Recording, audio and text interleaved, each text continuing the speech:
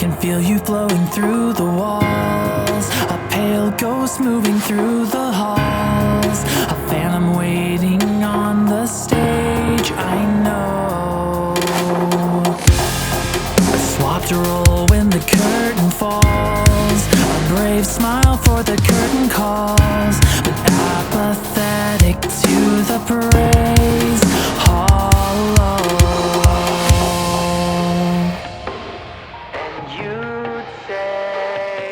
Hello everyone, welcome back to Kandid Koffee. Today I have Vahan Aslanyan with me. He's a music composer. Vahan, thank you so much for being here. Thank you for having me. I'm very excited. We're finally creeping out of quarantine. How have you been the last couple months? Interesting. Busy. Yeah. Yeah, busy. I think with everything happening, a lot of people decided to find love in things that they originally put down or didn't have time for. Yeah, didn't have time to do. So I think that's the one thing that I decided to do, was just pick up something that I was like, oh, maybe we should do this now and whatnot. So yeah. And when I checked on you, you said you were actually still teaching. You didn't take a break. No. Everything got shifted to online. Everything went virtual, which is fine. There was a little bit of a learning curve for both the teachers and the students, right? The teachers have to find a way to make it interesting for students, through a screen. Right, keep them entertained. Yeah, and especially with instruments like guitar or piano, where if a student's not getting it right, you could kind of go and adjust their fingers and, show them where it has to go. Where through a screen, you have to be very, very vocal and very precise about where they're moving their fingers so that they know, especially if they're younger too, so. Of course. It is what it is. And for the record, not only is Vahan a private instructor for piano and guitar, but you are also a high school teacher, are you? Correct. Yeah. I teach orchestra. I teach orchestra, band, choir, that was interesting, and guitar. Oh, and a digital audio class. Nice. Yeah. So. And where are you teaching now? At Atlanta High School. Atlanta High School. Yeah, kind of far. Yeah. I love that you kind of have two significant roles. During the day, you're more, with the youth and helping them with school and music and teaching them something, even though it's an elective class. It's, I think, so important. I agree. And then at night, you have your the band that you've been playing with for a long time, and you can kind of jam and be yourself more. And you have two very different roles. Music related. Yeah, I think I honestly think it's a blessing to be able to be in the world of music. And one of the things I think we were talking about, what we wanted to mention, was how to tackle the music industry, I guess, in different angles and still be able to be in music and essentially make money and a living and pay your bills, drive a car. Right. Hopefully one day that's the goal.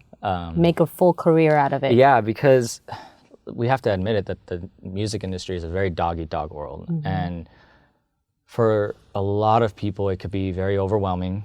You can put in a lot of work, time, and money into a project, and the project can probably, most likely, won't ever earn you even $1, or it might just earn you $1, It's just the state of the world when it comes to the music industry. Yeah, but just for example, like a kid who's learning violin or piano from a very young age, they show a lot of talent and potential, and then they keep doing it, and then eventually they become an adult and have to get a real job.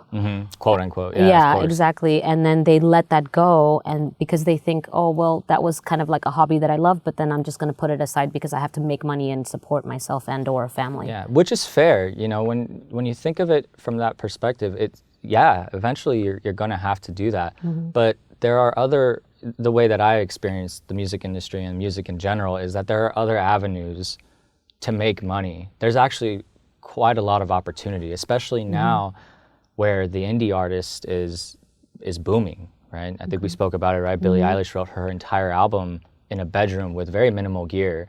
And nowadays you can write, compose, and release music with very minimal gear as well that is up to a particular standard and still make some sort of a living. Until someone maybe picks you up or a recording but there's different avenues, right? Like when people think, I think the biggest misconception is when they assume a music career, they think, oh, you're trying to be a rock star, or you know, Ariana Grande or whatever the case, right? And that is such a unrealistic way, I feel like, of looking at it. But we're all guilty of it, right? It has a great entry plan. You know, when you're young, you're naive, you want to go for it all, you think you can rule the world. I think everyone did it, including myself, right?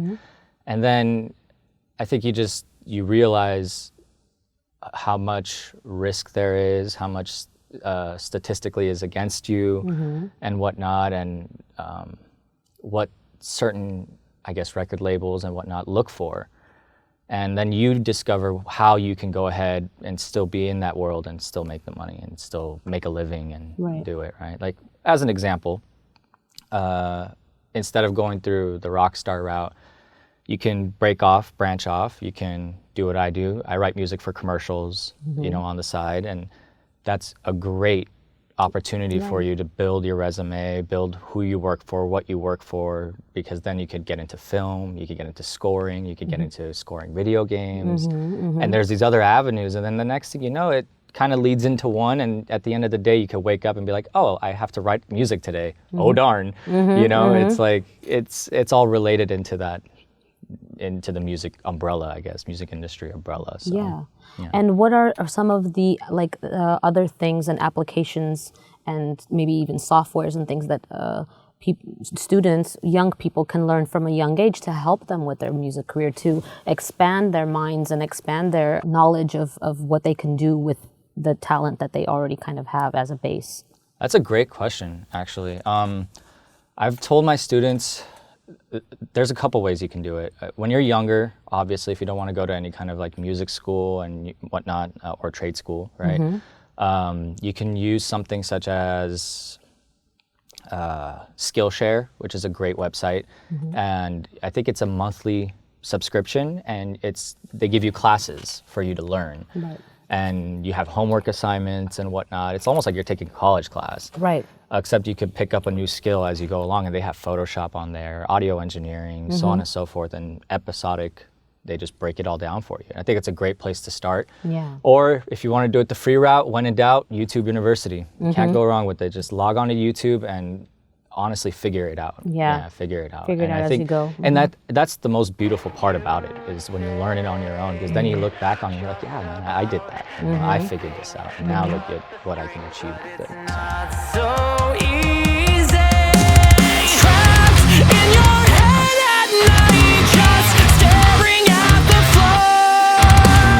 You're the apparition here. What are you waiting for? I know it's not enough. I know the meaning of giving up. You show yourself in a fog, but the signal's fading. I know. Okay, so you have some students that you really love working with, and All my students. yes, Throwing that out there. All my students. I love all my students. Good. Save that. What would you, if you saw, even if the talent wasn't quite there yet, but they had the passion for it, or vice versa, anything, what would you tell them as far as, pursuing any kind of musical passion or talent when you see in your students? Again, great question.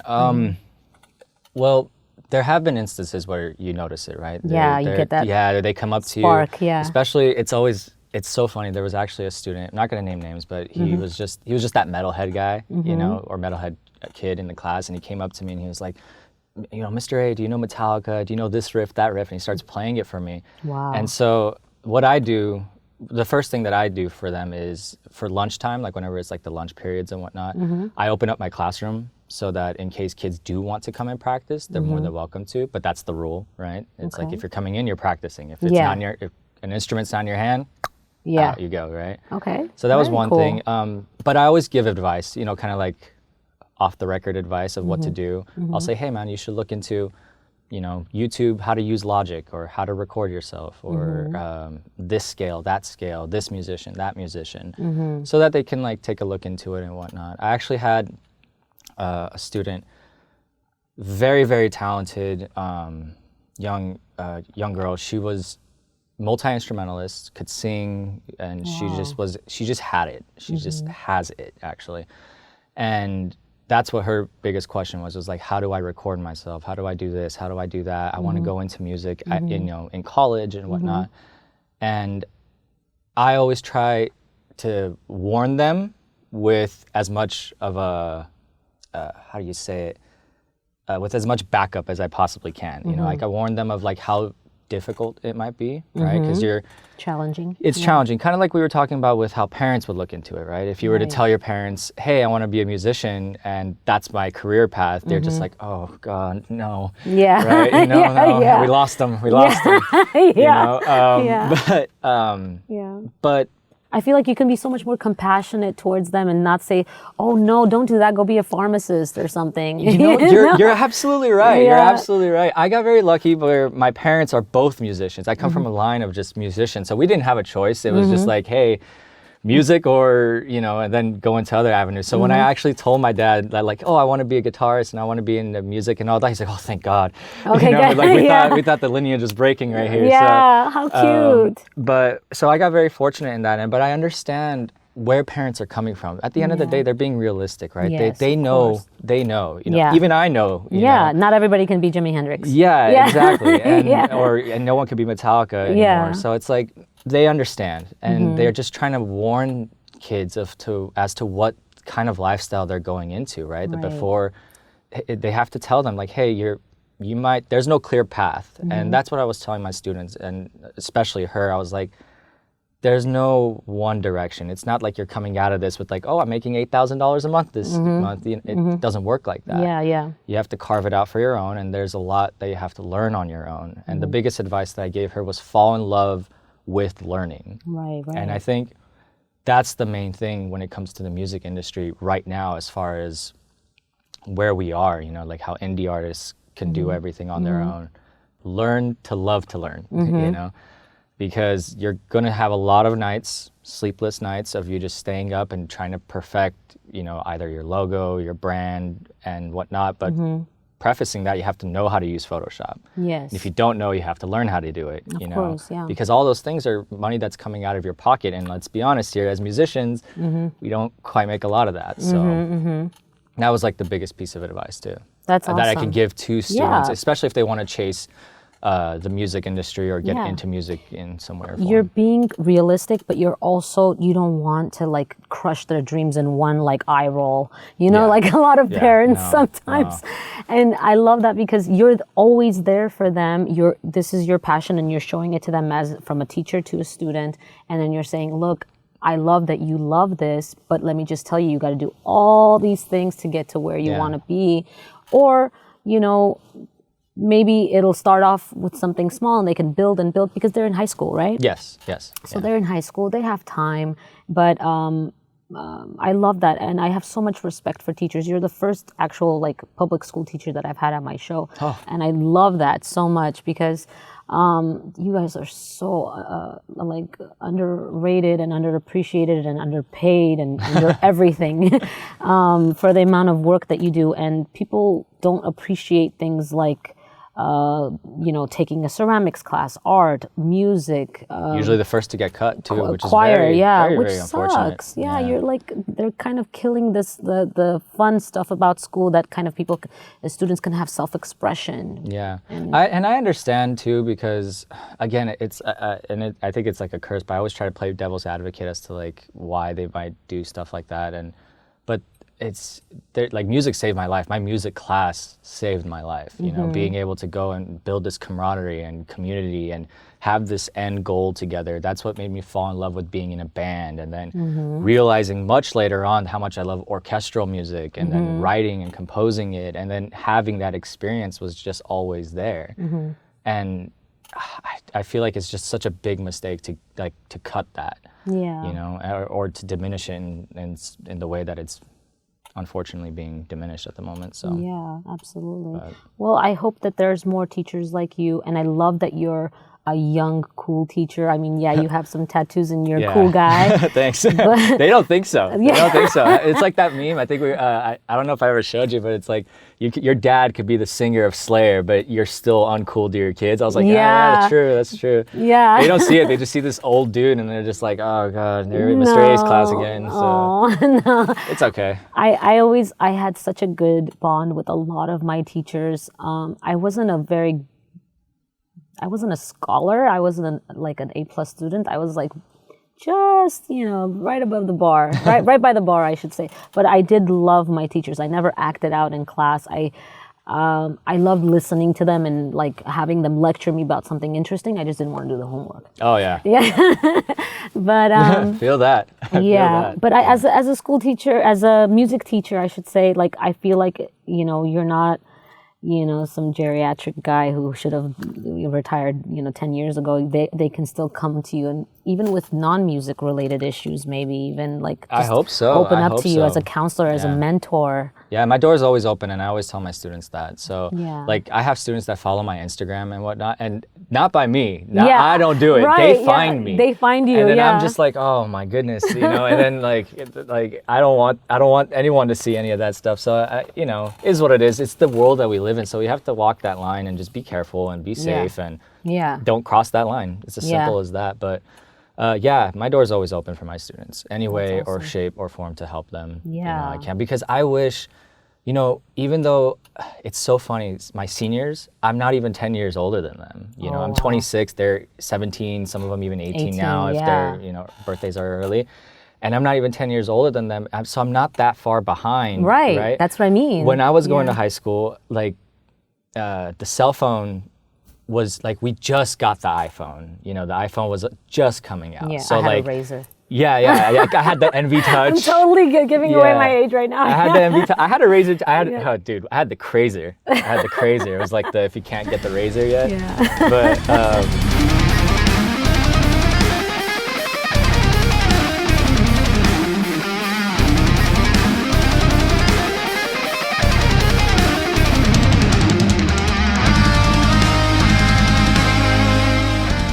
social media was just starting to get to where like it is now. It was like on its uprise.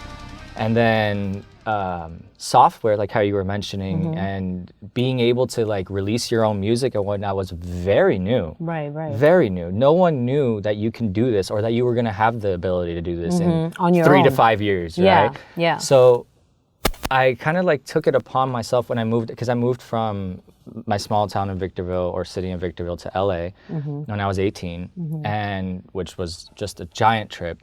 And when I found out, what hit me was I was going to these studios and we were paying such a large amount of money to have them work on our tracks and to to do all these things. And then I realized, I was like, can I do this on my own? So I started getting into that world a little bit, and then it just took off from there. And it got to a point where whatever I was producing and creating from my bedroom was sounding better than what was coming out of like a studio where we were paying money to. Wow. And that, what a trip. That tripped me out. Yeah. And to a point where like it had to be spoken, like, hey man, how about I just do this? Yeah. How about I just take care of this? And that's how it just, now it's shaped, and now there's so many artists, so many musicians, successful musicians that are doing that, on their own. Pretty much, yeah. On their own. Yeah. And they just learned how to push the buttons. And once you get it, and once, obviously it takes practice, right? You have to have the discipline to sit down and be like, all right, 2 hours today, this is what we're doing. Right. And I feel like if they have the passion for it, eventually they're gonna I would, get it together. Usually they do. Yeah. Usually they do. And you could see it in the student too, like I said, that one student with this long hair, guitar, metalhead guy, he doesn't put it down. I see him come into school with his guitar, playing riffs, see him walking out of school, same exact thing. And then the next day, same thing again, and you can see the genuine excitement, because that's how we all were. When I learned how to play guitar after piano for so long, when I learned how to play guitar, I couldn't think of anything else but guitar, you know, Yeah. which really limited a lot of my conversations. Yeah, that's you know, okay. but it was so therapeutic. What it was. Yeah, it was what it Yeah. was. You know, I just didn't want to put it down, and then that's why I went to school for it originally. And what is your degree in, since you're I have mentioning that? a couple different ones. So I have my associates in guitar performance and audio engineering, and then I have my bachelor's in communications, Okay. and then another associate's in communications. Okay. Yeah, so quite a few. There you go. Communication works well with a bunch of teenagers that you know you gotta yeah, you yeah. gotta talk to. Mainly Yeah. understanding them. Yeah. But I think the biggest thing, especially now, we're in a weird, very weird time. It's where a lot of I gotta choose my words carefully here. No, go for it. Where a lot of the older generation of teachers are on their way out that have not become accustomed to the new ways. Right. That's, you know, everything that's happening or has happened. Right, right. And then you have all these young teachers, or younger teachers coming in that are teaching in these new ways, you know, and like I said, they found my Instagram, you know, and you know, I'll come into class, they'll be like, we saw what you posted yesterday, Mr. A. I always keep it very clean, you know, Of ever course, since yeah. everything, you know, I knew that was going to be an issue. It's all music based and whatnot. Right, I right. address my students sometimes. I'm like, hey, if you're reading this, do your homework, you know, Yeah. like, you know, don't waste your so time funny, and I love whatnot, it. you know, Yeah. so it's like, that way they know, and it's Yeah. like, and they'll tell me, they're like, oh, we found this, like, show us that was cool. And I That's was so just like, cool. oh, okay, cool. Yeah. All right, awesome, there we go. You know, Yeah, and yeah, you yeah. can, You're and totally you can using use it to your advantage. Yeah, you can utilize it Absolutely. as a tool now. Absolutely, You know? I yeah. have a friend, a close friend, who's a teacher as well. She has her own Instagram for her students to go on with class updates and like projects that she puts up there and whatnot. And I kind of like look up to her when it comes to that, because it's Yeah. just so inspiring. If and it this is the helps. time that we're living in, let's make it work towards our advantage. Yeah. Absolutely. But of course, be safe. Be Of safe. course. Yeah. Don't cross the line. Don't Yeah, cross of the course, line. of course. Yeah. I know you wouldn't, and most, you know, you shouldn't, and things can be kept private, and some things Yeah. can be public. Yeah.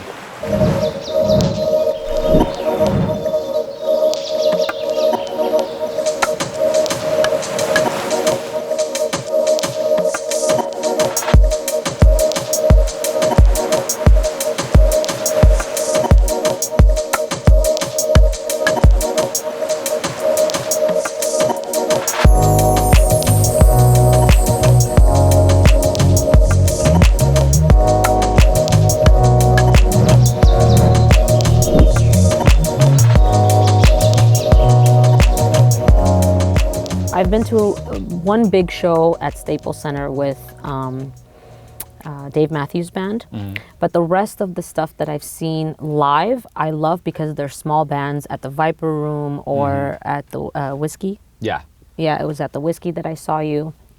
I love seeing live bands, and when I hear them doing so well, I was like, wow, you know, they're so talented, and it's such good quality music. Why aren't they more popular? Do you feel that sometimes, like, you put so much work into your band and your craft, and what would be more gratifying for you, to have a bigger audience, or maybe to come out with a CD, an album? Yeah. Yeah. Digital download. Yeah. That's a good question. I think everybody wants to chase the same thing. At the end of the day, they want to be able to be an artist, or, you know, in a band, right? And make a living, earn a living. Right? I think it's the better way to say that. The audience size, to me, it doesn't matter anymore, because I have played, you know, when I was touring and whatnot, or when I do tour, you played a room full of maybe 10 people, right? And then, like, when you saw us, pretty much sold out almost, right? Where it's just, yeah, it does feel great, you know? Yeah, a larger audience always makes any artist happy. Right, Any artist right. happy. That's what we chase. That's what I fell in love with. You know, I didn't fall in love with the fact that, oh, I'm going to be this rich, famous rock star. I fell in love with the fact that I can go somewhere and play to a mass audience and connect with them. Yeah. And that's the point, well, at least for me, that I love about music, or just being in a band. Why they don't, you know, aren't as big, or whatever the case, dude, there's a lot of variables to that. There's a Yeah. lot, unfortunately. Marketing could be a thing. the big, obviously, for the music industry, who you know and who you don't know. Right. That was one of the pieces of advice also that I gave my student. I was like, you got to get out there. You know, even if you're tired, you had a 12-hour day and it's like 12 o'clock at night and you want to go to bed and someone calls you that could potentially lead to somewhere else or whatever the case, you have to be like, oh, I guess I'm going out. Yeah. You know? Because it's a very extroverted industry. Yeah. You know, you have to talk to people. Yes, absolutely. And you never know what one interaction, maybe at that moment, won't lead you anywhere, but then he'll tell somebody and somebody will tell another person. And that's just how it works. Yeah, exactly. That's just how it works. And you never want to burn a bridge on purpose. Yeah, of course. You know, you're going to make your mistakes. I have made my fair share, and unfortunately, I have burned my fair share of bridges just because at the time I thought that was the right move. But that's another one. And then it could just be luck sometimes. You know? So it all goes into play. Our big thing, especially in Cartographer, which is the band, shameless plug, our big thing is we put a lot of work into our music because we do it all ourselves. Everything that you hear, from our band is by us, all the way down to the engineering. Yes. And we do it right here. And this band in particular, it's a very different approach from what I've done with other bands. We're very much a modern day band. We're a very digital based modern day band. We're not afraid to send files back and forth to each other. We're all on Dropbox. We all download stuff, produce it on. We're all producers and engineers, and we all two out of the 5 of us write for commercial music and whatnot. We all are well versed in it. So what we do, which is very different, is we'll write the song, get it to a point that we want it to be, and then all 5 of us will literally sit down with pens and pads and critique it like, hey, we can engineer it to sound like this. We need to add this. We need to do that to bring it into the modern era. And you're right. Sometimes you put all this work and this effort and then, you put it out and it only gets, a couple thousand plays or and whatnot. But in my eyes, that's a victory. People are still listening to it because eventually, if you keep putting out that great quality content and that great quality music, that's your product. That's what you have to offer. More people start listening to it, and more people will pick up on it. And we've seen it. That's how we were able to get onto that show that you saw us at, and where it was just like, oh, okay, this is cool. We don't even have really anything out compared to who's playing today, and we were able to still be top billing and and I think do a great show. So and that was only our second show. So it was a great show. I thought it was cool. Yeah. Let me go, 'cause I can't do this anymore. I've got one foot in the grave and one out the door. But take me now and use your lips to show me how. It might be wrong, baby, it'll turn out somehow. I know you're very proud to be an Armenian artist, composer, guitarist, pianist, teacher. How involved are you, and how much more would you like to do as far as working with Armenians or other Armenian band members? Right now, well, in this particular band, Cartographer, I'm the only Armenian in the band. I have another project that I do with my sister, who is obviously also Armenian, and we are kind of focusing more on being a little bit more active in the Armenian community. I've been in bands in the past where we were very active in it. Connecting with Armenian musicians and just Armenian artists in general in any avenue is always going to be, I think, a part of me, because we find each other. We just magnetically attract to one another, and then you're just like, oh, like you're Armenian too, that's cool. And then it just kind of grows from there. And as far as working on future stuff, I know I want to release a song dedicated to the Armenian genocide and then donate the proceeds, if I can, whatever proceeds they might end up being. That's something my sister and I have been working on for quite some time, and it's just either the timing isn't right or it's not as good as we want it to be yet. It could be a work in progress. It is. Yeah. That's the main thing. And as far as like the Armenian community, I want to bring shows and live shows back in Armenian communities. Yes. There's, I believe, don't quote me on this might be incorrect, but I believe UCLA hosts Coachelian. I think they do that, if I'm not mistaken. I love that. I don't know if it's UCLA Yeah. though. It's something like that, but it's Yeah. called Coachelian. And they bring Armenian musicians over and they have just a whole day of, I don't want to say Armenian music, Yeah. but it's based on Armenian artists. And usually Armenian artists play something dedicated To their culture. Yeah, culture in of some course. way or form. And it's awesome. USC had an Armenian culture. They had booths set up with different. USC? USC did, yeah. Oh, that's very cool. I went to it. It was pre COVID. It was great. I think it would be really, really nice to have some, like, you know how the Greek festival, they do the dancing, they do all the food, music, all that stuff. I think it would be so much fun to do like a festival like that. And it doesn't have to be Armenian music. It could just be Armenian artists playing other types of genres and all Yeah, that just stuff. as long as it's Armenians that are doing it. Yeah, right? yeah, just to I kind agree. of get your name out there more, meet more people. I think for us, what we do is we have obviously the day where we march, correct?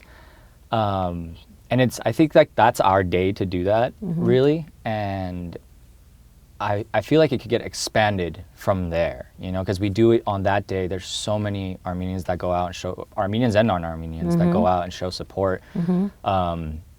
And I feel like that day can be expanded, or those 2 days or whatever. Around that time. Around that time. Yeah, because April is Armenian History Month anyway here. Is it? Did they Yeah, actually pass that? LA did that. Yeah. I thought that was really, That would be really really cool. cool, yeah. So I think that would be in that time frame is when they should be able to do it. Yeah. Like I remember when I was going to CSUN, they had, you know, when the Armenian genocide time was coming up, they put crosses all over the campus lawn. on the lawn, I'm sorry, in front of the library. I think that's very cool. But like, yeah, to showcase like the music, the culture just in general, the food, mainly the food. Yes, of right? course. And what we do, I think that would be really, really cool. Yeah, Really I think, cool. you know, even after this, we'll keep in touch as we do. And I would love to kind of dig into that and find out if there's anybody who can kind of orchestrate that and put that together. Yeah, I think I want to try to reach out to some people. Yeah. Yeah, I really do want to try to reach out to some people. I know like the ASA does a lot of that work for college students. The Armenian Student Association does a lot of work for college students and whatnot. And there's some fraternities and whatnot that are just based on being just Armenians, which is really cool, I think, you know, so. Yeah, very cool. Yeah. I like that idea. And I think it's definitely doable. It's just you got to get the right people involved so they actually execute it and get it together. Yeah, because we were talking about it earlier was Armenian musicians, like I said, or artists in general, they tend to like come together, and when they see like an Armenian band, they're like, oh my goodness, there's another one of us, like, you know, that's our people and they're representing us. And especially if they're like a metal band or whatever the case, because that doesn't really exist in Armenians mainly. You know, we have System of a Down, one of the biggest rock/metal bands out there, but you know, when we see other metal bands that are being like more traditional metal and like trying to break through, you're like, you know, there's a group out of Armenia that's like that's a metal band, but they're like full on metal, you know, all black getup and whatnot. They're trying to break it out here, and they have like duduk involved in it, and it's awesome. Yeah, you know, and What's it's the just name? I don't remember the name. Okay, I can't we'll look remember. into it. We'll look into it. And but they're trying to break out here, and just to like have that representation is absolutely. awesome. Of course you know? it is. So Any genre, if you see them, they're up and coming. They're doing something against the grain. I love it. I love it because. System of a Down, they were great. They had their run.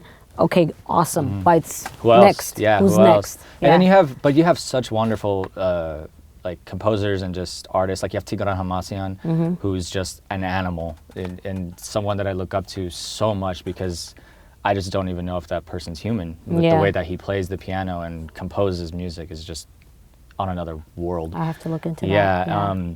And they're out there, you know, musicians are out there, like kind of like how cartographer is with me, you know, you don't know that I'm Armenian usually. People can't really tell. Yeah. And then when they talk to me, they're like, okay, you're Armenian. And that I feel like that's a cool thing, you know, in bands.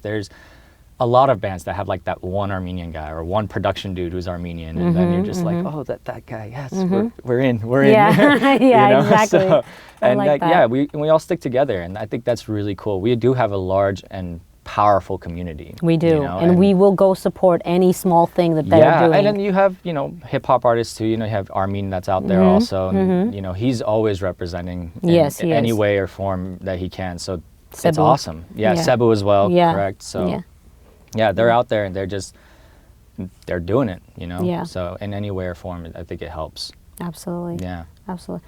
Well, very cool. It was such a pleasure talking to you. We went all across the board with what you're doing in a pretty short amount of time. Thank you for being, thank you for doing what you're doing. Oh, thank with you. everything. Thank you. Thank you for having me. I applaud you, and I'm proud of you, especially for being such an outstanding teacher. Oh, thank you. Thank you. Thank you for having me. I'm a big fan of your show. Thank you so much for watching this episode of Kandid Koffee with Vahan Aslanyan. Please like and comment below if you do have any inquiries about this interview or have any great ideas about possibly doing an Armenian music festival, hopefully sometime in the near future. Thank you.